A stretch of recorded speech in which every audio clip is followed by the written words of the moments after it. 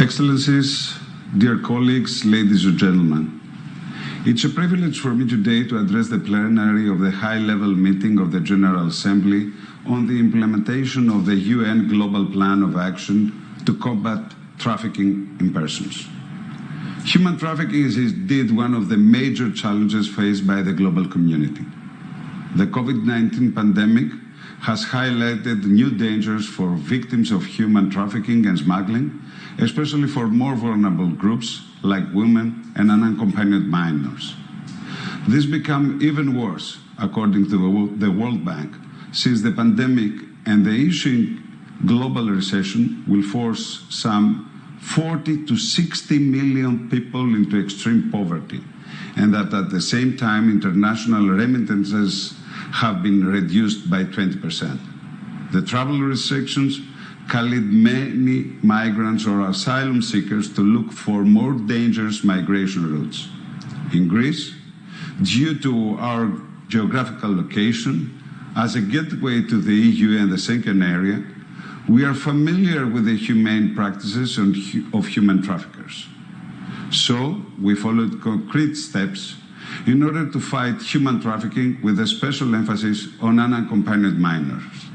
The Office of the National Rapporteur on Trafficking in Persons at the Ministry of Foreign Affairs was established in 2013. The National Referral Mechanism for the Protection and Support of Victims of Trafficking was officially launched in 2019. The Greek Penal Code was amended in July 2019 and November 2021 in order to enhance harmonization with European and international standards. In addition, a new law on asylum and first reception procedures contains provisions for vulnerable population on the move, including victims of trafficking.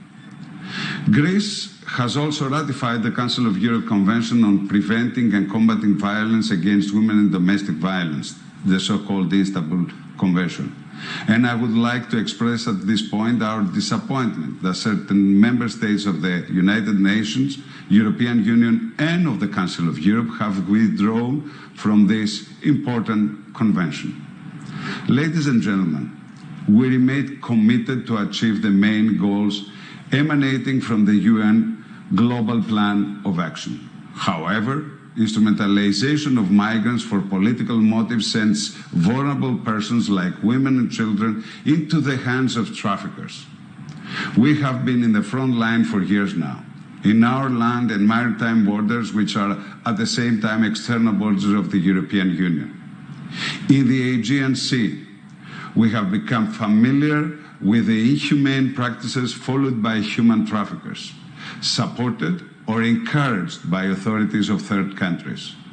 We have saved thousands of human lives at sea, and we are determined to continue to do so. As long as human trafficking is permitted or encouraged by the third party, it is vital to maintain our humanity and do everything we can for the victims.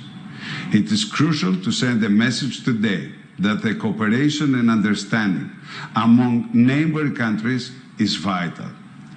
Thank you for your attention.